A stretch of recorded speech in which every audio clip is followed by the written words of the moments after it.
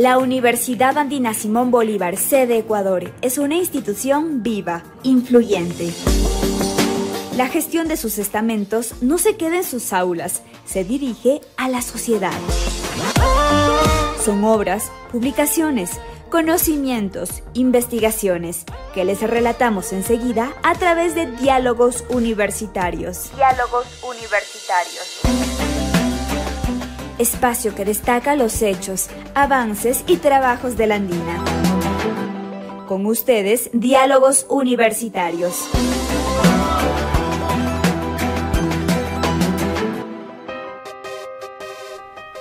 Audiencia de Voz Andina Internacional, les damos la bienvenida a un nuevo episodio del programa Diálogos Universitarios y hoy les queremos invitar para conocer información, opiniones sobre lo que en los próximos días será el 11º Congreso Ecuatoriano de Historia 2023. Para ello están aquí en nuestra cabina biblioteca, Rocío Rueda, quien es la directora del área de Historia de la Universidad Andina Simón Bolívar, y también contamos con la presencia de Lucía Moscoso, quien es la secretaria ejecutiva precisamente de este evento de grandes características. Es muy importante este evento, vamos a tener contextos, vamos a conocer el detalle de participaciones y todo lo que ha constituido el trabajo ya desde hace algunos meses, desde inicios de año, sobre este evento que marca la pauta de la investigación histórica en el país. Así que bienvenidas, Rocío, Lucía, ¿cómo están? Quisiéramos empezar con Rocío para que precisamente nos cuente cómo llegamos a este ya 11º Congreso de Historia Nacional y cuáles han sido los antecedentes, cuáles son los hitos que se podrían destacar de la trayectoria de estos 30 años ya de trabajo en estos eventos. Bienvenida, Rocío. Gracias, Ramiro. Gracias por la invitación. Bueno, en primer lugar quisiera señalar que el Congreso Nacional de Historia es el evento más importante que existe a nivel nacional, ¿no es cierto?, en el ámbito de la historia como tal. El Congreso tiene su historia, digamos, arranca desde 1993, está organizado obviamente por la Universidad Andina Simón Bolívar, con el apoyo de ese entonces del rector de la Universidad Andina, que era Enrique, ¿no? El historiador Enrique Ayala. Él es el que impulsa la organización de este primer congreso y tiene a su vez el apoyo de otras instituciones. En este caso la Casa de la Cultura, por ejemplo, también apoyó, y la DIEG, la Asociación de Historiadores del Ecuador, una institución gremial que hasta ahora funciona, digamos. El taller de estudios históricos, un taller conformado por jóvenes estudiantes de la Universidad Católica. Yo formé parte de este taller en ese entonces.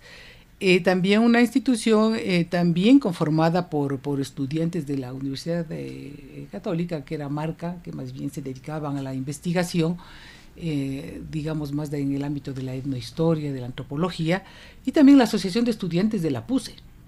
Es decir, todos este conjunto, digamos, de voluntades se juntaron para dar paso al primer congreso de historia. Hasta el momento se han desarrollado 10 congresos que los hemos llevado a cabo en varias ciudades del país.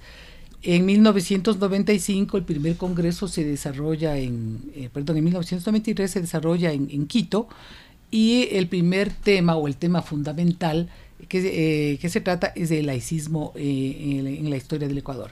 Pero bueno, antes de avanzar, lo que sí quiero explicarte es que el congreso, para entenderlo de mejor manera, el congreso está estructurado en dos partes, digamos. Una primera parte que tiene el simposio principal, en donde se aborda el tema fundamental del congreso, y la segunda parte que son los simposios específicos, como se los denominó en los primeros momentos, y ahora los simposios especializados. Aparte de eso, el Congreso siempre ha tenido otras actividades complementarias, como la Feria del Libro o el lanzamiento de libros de historia de aquellas universidades participantes del Congreso o de ponentes, por ejemplo, que llegan al Congreso con sus textos o libros de historia. Pero bueno, continuando, el primer congreso fue sobre el laicismo. Luego tenemos el segundo congreso en el año 98, que también se desarrolla en Quito, sobre la historia de la educación. Un tercer tema, Estado, Nación y Región. Esto lo realizamos en Guayaquil. Un quinto tema de la América Andina, espacios, actores y representaciones, que lo desarrollamos en Cuenca. Luego tenemos Historia de las ciudades, que se desarrolló en Ibarra en el 2006. Las independencias, un enfoque mundial, que fue un congreso, un mega congreso, diría yo. Fue inmenso, vinieron historiadores europeos, latinoamericanos, del Ecuador. Historia institucional, que se lo realizó en Montecristi, a propósito del debate y la discusión de la nueva Constitución, y las historias del arte moderno en América Latina, que también se desarrolló en Quito, y la historia de las mujeres en Cuenca. Es decir, estos han sido los temas fundamentales del simposio principal, de los diversos congresos que se han realizado. Ha sido pues una trayectoria intensa realmente, ¿no? La periodicidad un poco no se ha mantenido, hay la pausa de la pandemia. De la pandemia, ¿no es cierto? Sí, sabes que los congresos generalmente se los ha realizado de forma bianual, digamos, ¿no? Cada 2 años, a veces cada 3 años, pero con la pandemia no hubo forma, y creo que ahora, si no estoy mal, es a los 5 años que estamos organizando, y por eso ha habido una respuesta significativa, ¿no es cierto?, de distintos espacios institucionales a nivel nacional y a nivel internacional. Entonces, nosotros estamos muy contentos por toda esa acogida y respuesta de historiadores y de investigadores en general de las ciencias sociales y de las ciencias humanas. Han sido 30 años ya de trabajo. Mira, la universidad está transitando en este 2023 31 años de vida. Según recapitulábamos en la preparación de esta reunión, fue el primer evento, digamos, de impacto, de renombre, que ejerció la Universidad Andina Simón Bolívar, ¿no? Claro, inspirado o impulsado por la gestión de Enrique Ayala, historiador de renombre también, ¿no? Ahora, ¿qué se ha logrado? ¿Cuáles destacarías, Rocío, han sido los principales aportes a la ciencia histórica de nuestro país, todos estos congresos? ¿Hay actividad editorial, en fin, otras cosas además? Sí, bueno, es diverso, digamos, ¿no? El aporte que tenemos a raíz de toda esta serie de congresos y de temas. Se han abordado temas importantes con enfoques innovadores, con temáticas enmarcadas en la historia social, en la historia política, en la historia cultural. Dentro de la historia social podemos hablar, por ejemplo, un tema concreto en el congreso que se debatió sobre el tema de las independencias en general en Latinoamérica. Ahí, por ejemplo, se dio cuenta de cómo las mujeres habían participado, las mujeres, los esclavos, los indios, habían participado en el proceso de la independencia, y que no era un proceso que siempre estaba liderado por un solo sector social, que eran los criollos, ¿no?, los llamados o los denominados patriotas, sino que hubo otros sectores sociales invisibilizados por la historiografía tradicional, que fueron actores fundamentales en estos procesos. Los mismos esclavos, por ejemplo, se enrolaron, ya sea a favor de la independencia o a favor de la corona, con el objetivo de obtener la libertad. Lo hacían básicamente con un propio proyecto, digamos, ¿no?, más allá del proyecto que tenían la élite o los criollos en general. Igual las mujeres, ¿no es cierto?, acompañaron en este proceso, y los indígenas o los indios, que muchas veces se fueron enviados por los propios hacendados, por los propios terratenientes, obligados a enrolarse en los ejércitos. Entonces, temáticas como esta, que no se ha visto, no se conoce en los textos escolares, por ejemplo, en la historia que se imparte en las aulas, resulta interesante, porque los maestros, que también son un público que están presentes en los congresos, de alguna manera incorporan esos nuevos conocimientos para impartir a sus estudiantes en las aulas. Hay otros temas que se podría ver dentro de la historia política. Por ejemplo, hay un congreso donde se debatió como tema central el laicismo, ¿no es cierto? aquí se debatió largamente sobre el impacto que tuvo el Estado laico en la sociedad civil. O sea, cómo el laicismo, ¿no es cierto?, se vuelve fundamental especialmente en el ámbito de las mujeres, en la formación, en la educación de las mujeres. Cómo las mujeres pueden, se dio cuenta ahí de cómo las mujeres se incorporan a los espacios públicos, se vuelven trabajadoras del Estado o educadoras, maestras. Entonces, cómo el laicismo en la etapa liberal dio paso a esta presencia. O sea, son temas nuevos, ¿no es cierto?, que en ese momento fueron muy novedosos. Ahora ha habido avances significativos en este campo, pero que en su momento fueron muy, muy importantes. Otro tema que también se debatió fue en relación a la historia de las mujeres. Aquí fue interesante porque se abordó el rol de las mujeres desde la etapa colonial. O sea, cómo las mujeres, qué rol tenían de las mujeres dentro de ese esquema patriarcal, ¿no es cierto? Y cómo fue avanzando la presencia de la mujer en el escenario público, en el escenario nacional, especialmente, como yo mencionaba, a partir de la revolución liberal o del liberalismo como tal, y cómo avanza hasta el siglo XX. Ahora realmente es otro, digamos, del rol significativo que tiene la mujer en general en la familia y como parte y como trabajadora, digamos, como educadora en las universidades o en los mismos espacios, en los espacios públicos. Y un tema también importante que abordamos fue el de la fundación de las ciudades, ¿no? El tema urbano, cómo las ciudades se convierten como un eje fundamental de los espacios regionales, ¿no? Por ejemplo, Cuenca, ¿no? Ibarra, Quito. Ahí este congreso se realizó en la ciudad de Ibarra, y lo recuerdo muy bien porque yo presenté justo una ponencia sobre el tema de la fundación de Ibarra y cómo estas fundaciones tenían unos objetivos fundamentales.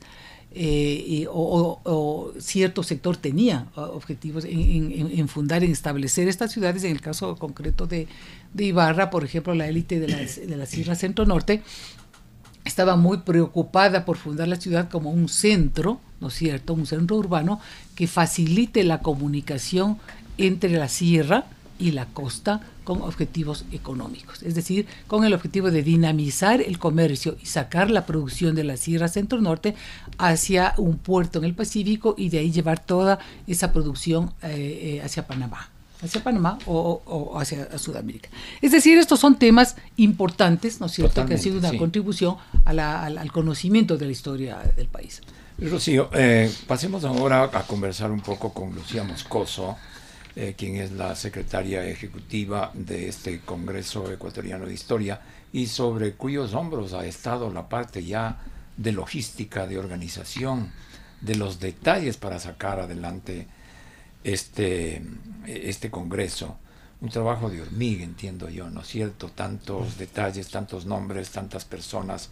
Pero, ¿cómo estamos ahora en cuanto a la expectativa que se ha generado, a los convocados, a la gente que va a asistir, especialmente de la parte internacional? ¿Cómo ha sido ese trabajo, Lucía? Bueno, te agradezco primero por la invitación a Voz Andina Internacional, ¿no? Radio Universitaria. Bueno, en un inicio se procedió desde el área de historia, ¿no?, con hacer la convocatoria, que estuvo abierta hasta mediados de julio. Hasta hace una semana y media se hace el análisis de todos los propuestas que llegan, y sorpresa, realmente fueron muy numerosas. O sea, casi llegando a 80 las propuestas de ponencias individuales y a más de 37 las propuestas de simposios, ¿no?, que significa un coordinador que propone de 4 a 12 personas para organizar un simposio, ¿no?, sobre alrededor de un tema. Una vez que número de los simposios especializados. Ahora, luego de la selección que se realiza en el área de historia, ¿no?, el coordinador académico fue el doctor Santiago Cabrera, docente de la universidad y parte del área de historia. Quedaron finalmente un simposio principal, que es el que se va a llevar a cabo las tardes, de 3 a 6 de la tarde, que es sobre historia, memoria y patrimonio. 28 simposios que van a estar simultáneamente 8 por día, desde miércoles 20 al sábado 23, y alrededor de 44 ponentes, ¿sí?, individuales que se presentan en lo que le hemos denominado mesa de trabajo, que simultáneamente están presentándose durante los 4 días.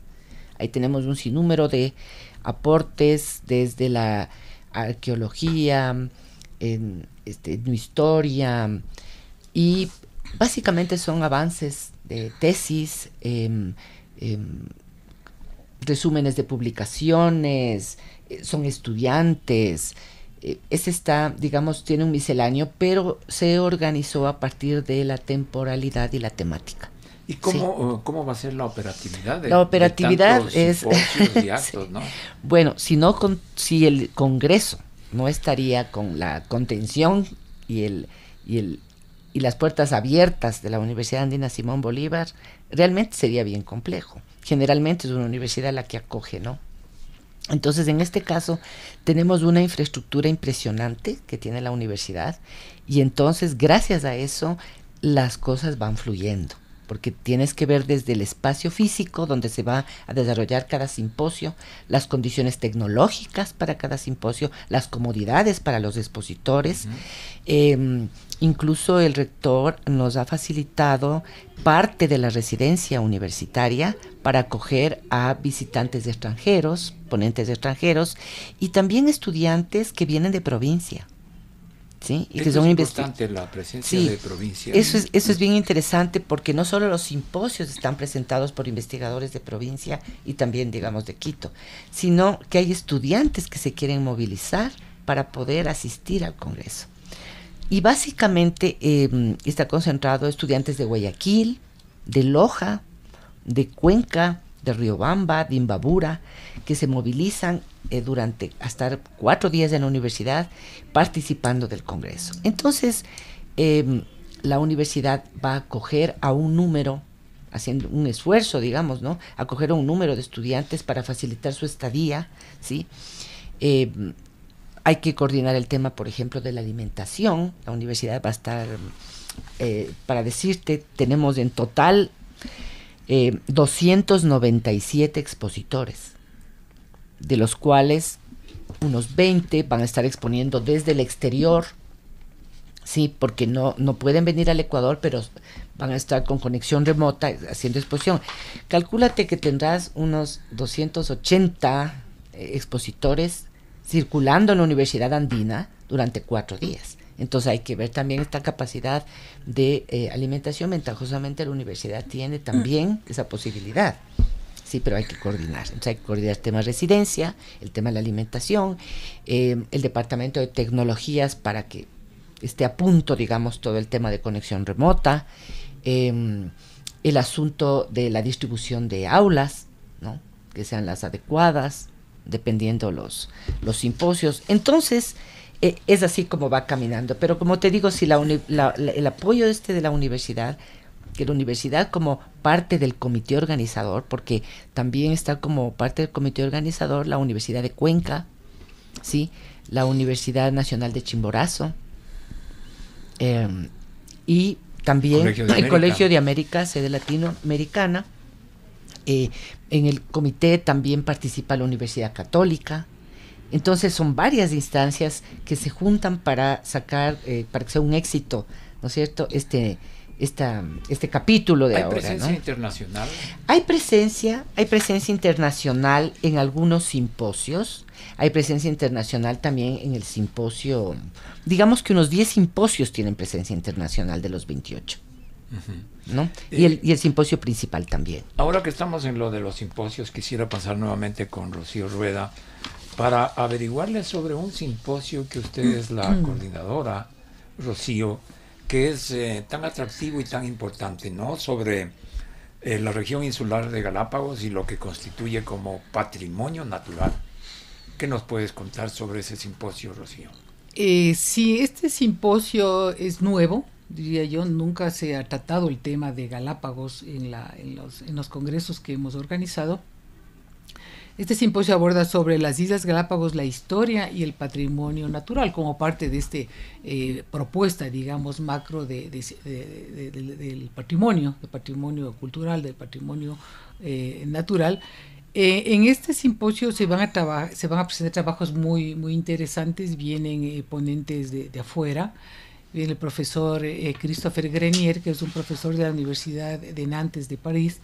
Él ha trabajado largo tiempo sobre las Islas Galápagos, tiene un libro muy significativo. Entonces tenemos ponentes también hay un joven estudiante ecuatoriano de una universidad alemana que viene a presentar un tema muy bonito, que es las expediciones científicas en el siglo XIX. ¿Sí?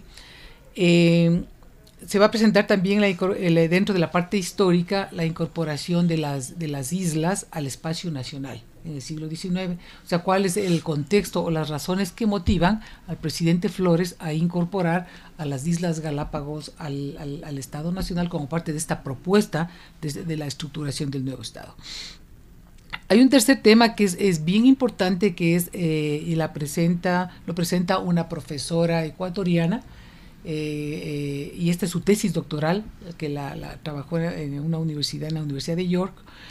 Ella es profesora de la Universidad de los Andes en Colombia.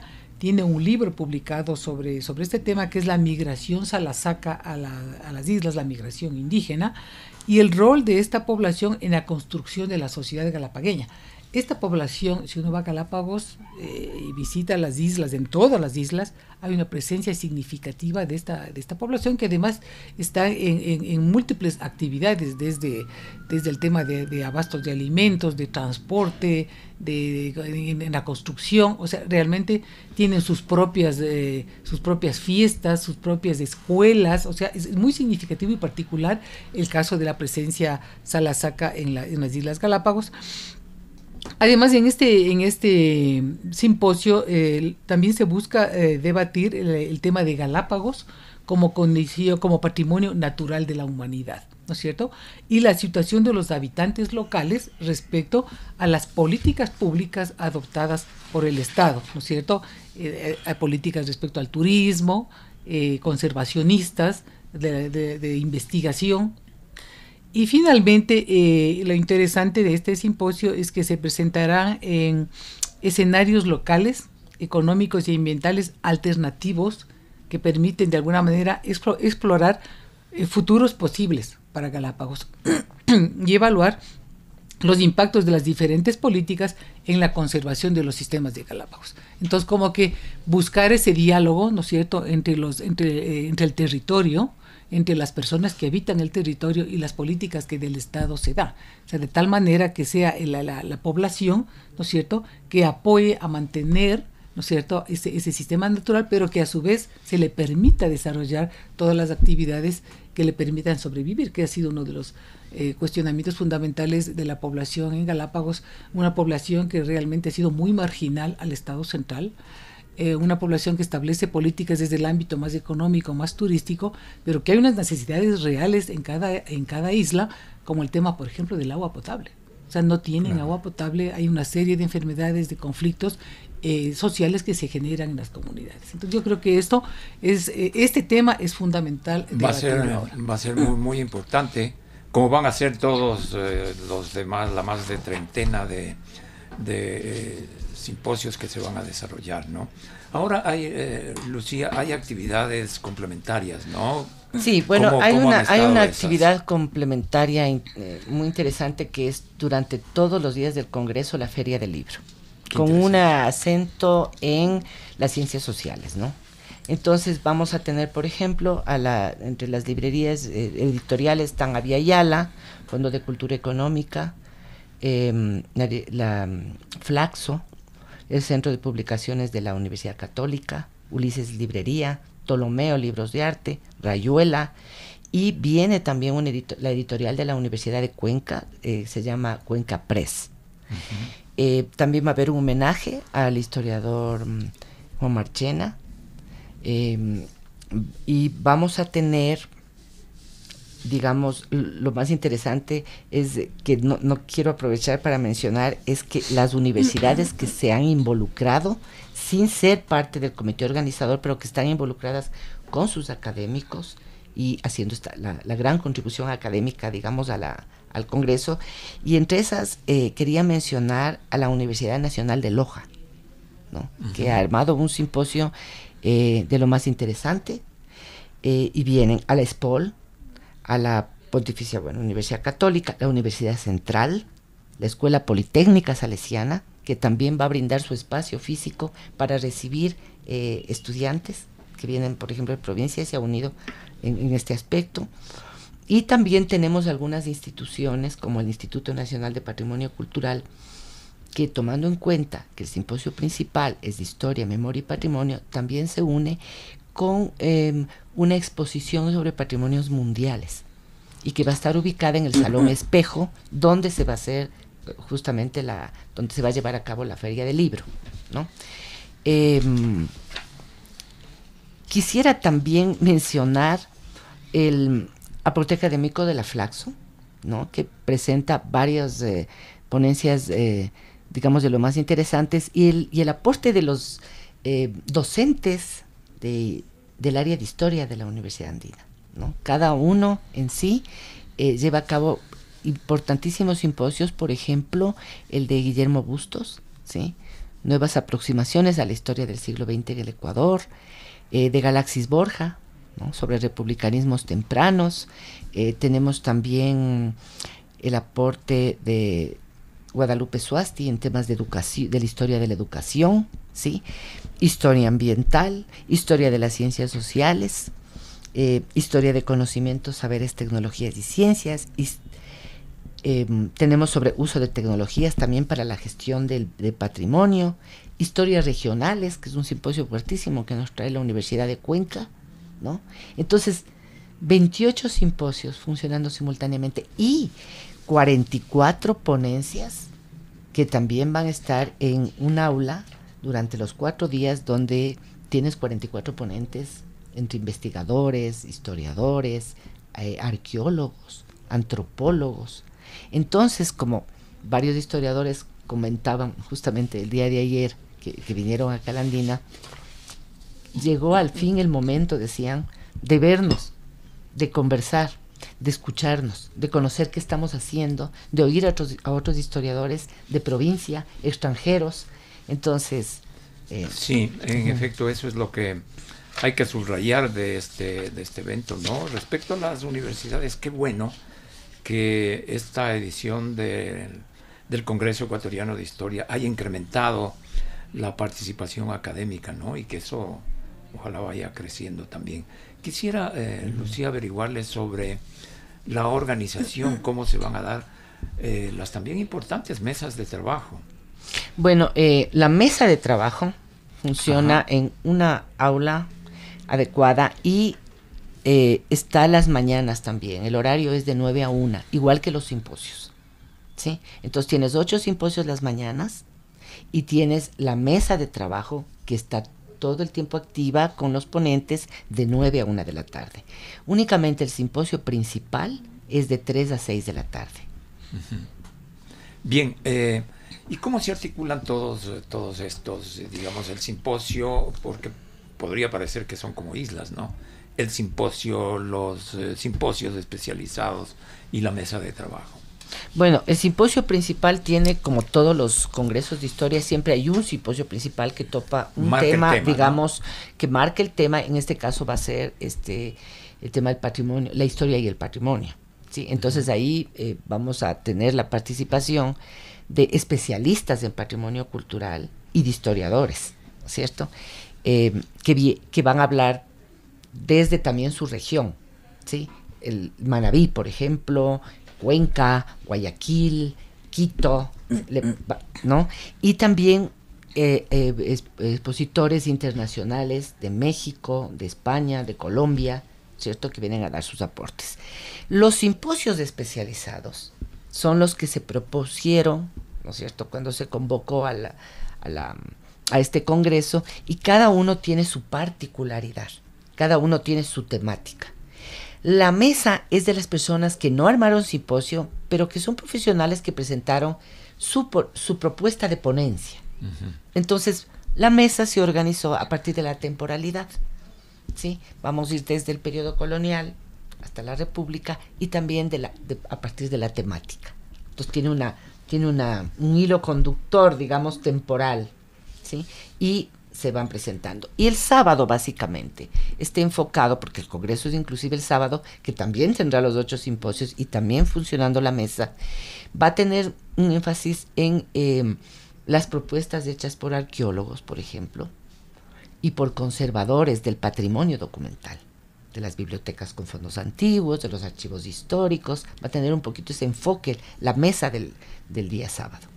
Bien, vamos concluyendo. Quisiera preguntarle lo siguiente, Lucía. ¿Aún se está a tiempo, los interesados que nos están escuchando y observando, aún están a tiempo de inscribirse, de participar? Están a tiempo de inscribirse, inclusive hasta el primer día del Congreso. Hasta ¿sí? El 20. Sí, en la página web. 20 de septiembre. 20 de septiembre, en la página web de la Universidad Andina está el anuncio del Congreso y ahí está el enlace para realizar la inscripción. ¿Podrías formular una invitación precisamente? Bueno, a todos ellos? Esperamos a toda la ciudadanía y a los estudiantes, no solo de las ciencias sociales, para que acudan en esta ocasión a la Universidad Andina. Tienen 4 días para escuchar más de 200 académicos dialogando y reflexionando, ¿no es cierto?, en torno a las ciencias sociales, abordando, como decía Rocío, estas nuevas miradas, en el caso del simposio principal, unas nuevas miradas del patrimonio, temas. Yo creo que en la próxima semana estará como la agenda absolutamente ya, digamos, pulida, y se va a difundir por medio de las redes de la Universidad Andina, y también cada expositor, cada coordinador de simposio las va a difundir en sus universidades, en sus propias redes. Entonces vamos con una difusión masiva, digamos, ya desde la próxima semana, donde van a tener acceso, digamos, a una agenda completa, y pueden inscribirse, como te digo, hasta el primer día. Hay un costo de inscripción, ¿sí?, de $10 para los estudiantes, sean, ¿no es cierto?, también inclusive los de posgrado, y para el público en general el costo es de $25. Muy bien.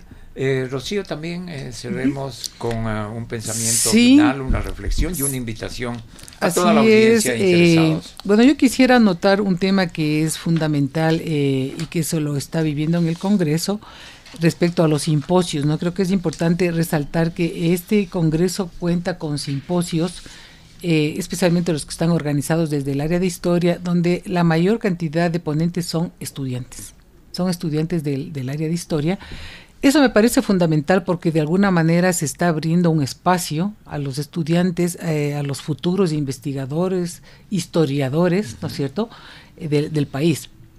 Ellos van a presentar sus ponencias en el caso del simposio organizado por el doctorado de Historia, de la maestría de Investigación en Historia, y en 2 programas de maestría, que es el de Gestión Documental, Archivística y Gestión Documental, y en el de Museología.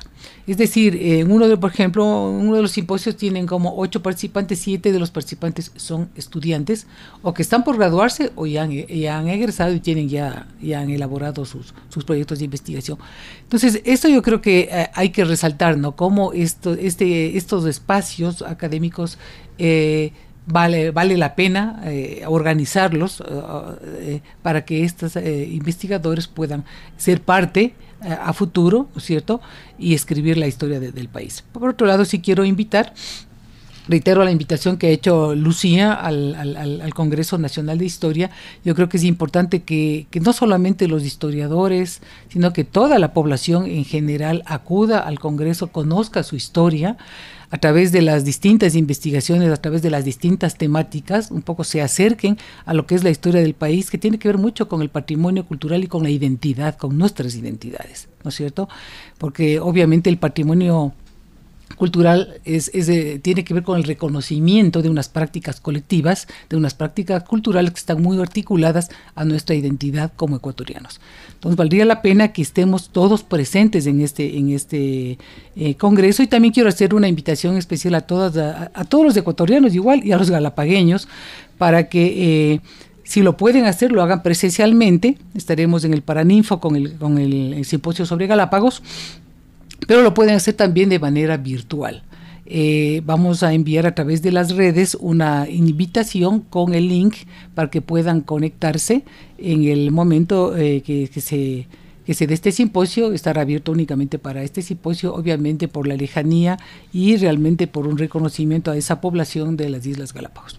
Muy bien, muchísimas gracias por la presencia, que haya muchos éxitos en el desarrollo del Congreso de Historia 2023. Y pues felicitaciones por todo este arduo trabajo que han realizado. Muchas gracias, Ramiro. Esperamos que así sea. Hasta la próxima, sí, cómo no. Y a ustedes, gracias a amigos y amigas oyentes por estar en sintonía de Voz Andina Internacional. También será hasta una próxima oportunidad.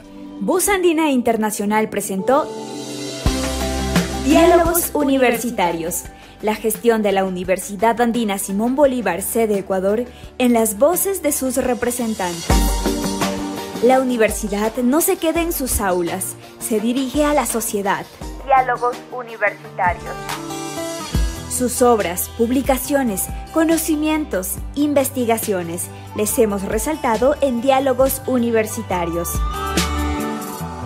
Espacio que destaca los hechos, avances y trabajos de la Andina.